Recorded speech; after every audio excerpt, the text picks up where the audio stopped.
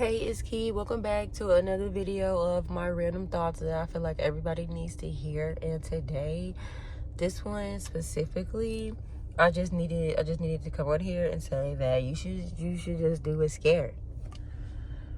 Just do it scared. It's not gonna change the fact that it still needs to happen, or that you don't believe that you're the one to do it, or whatever reason you come up in your head to try to justify being fearful when God didn't give you the spirit of that. So, that's what humans do. We try to find ways to justify how we feel so that we can let that lead instead of using this. Logically, there is no fear. You've made it up to justify not doing something. But you don't even know the possible outcome.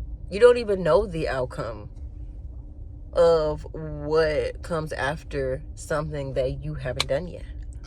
So how can you say that you're scared of that? What if it's good? You won't know until you do it, but you won't find out until you do it either, y'all. Dirty car seats, dirty windows, but that's when you're a mom, when you're a toddler mom. That's beside the point. The point is, you're going to be scared. What are you scared of?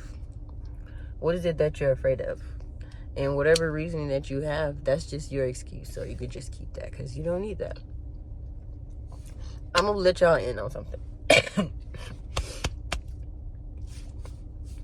So I have this mountain in my life that I'm afraid to climb, right? Like, I've been with this mountain for years. You know what I mean? And what I have done whenever I felt like the mountain was doing things that I didn't appreciate or that I didn't like, I just tried to avoid those confrontations. I used to just, come up with reasons to not do something because I'm afraid of what somebody's going to say, but I don't even know what somebody's going to say, or regardless of what the person says, how they react. That's not my problem. My problem is what's happening to me. My other problem is that nobody's doing anything about it. And the other problem is that I feel like somebody else should do something about it when I haven't done anything about it. You're your number one advocate. You're the one that speaks up for you. You're the one that lets everybody else in the world know what it is about you. You are the expert of you. Granted, I'm not talking to any children because y'all don't know anything yet. But I'm talking about people like, I'm a millennial. I'm 34. I was born in 1990. And me, I've experienced some things. Like, I have gone through an experience, and I've gone through that experience. I've gone through some experiences other people haven't gone through. So I have knowledge about something that not a lot of people may or may not have. Some people might, because some people may have also gone through it. But that's just what comes with going through things. Quite the contrary, that we have to go through the thing in order to learn from the thing, but we were going to learn regardless. We're going to learn whether the outcome is wanted or unwanted. Why are we mad that we learned something? Either way, we learned. So why we should be content with that, right?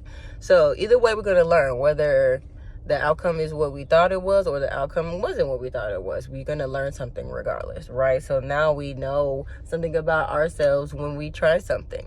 We know we're going to feel weird about it. We know we're going to come up with a reason to not do it. But we do know that we don't know what the outcome is going to be when we do it. But we should do it anyway. You're never going to know. You're never going to know how good you are if you don't try it. You're never going to know that you don't like doing that until you try it. You don't know that you knew all this time. You don't know that all this time you've been saying you don't like something just because somebody else's opinion of it was one thing. That was the first time you heard about it. Are you getting what I'm trying to say? I'm saying to do it scared. You don't be worried about their reaction. That's not your problem. Their reaction is a consequence of their character and their behavior and their thought process, or the lack thereof, or their control of their emotions or the lack thereof. It doesn't excuse the fact that their behavior is unwanted, unsolicited, unnecessary, etc., or whatever it is that you're expressing to whoever you're expressing it to. Do it, though. do it, because nobody else is going to come down and do it. Nobody else is going to hit you up and call your phone and say, like, hey, let me talk to this person for you because I've noticed this. Nobody's going to do that. Only you can do that. And if you think people are going to do that, then maybe they'll follow suit once they see that that's what you do for you. But at the end of the day, you got to let people know how to treat you. Okay. I'll be back. Call me later. I'll call y'all later.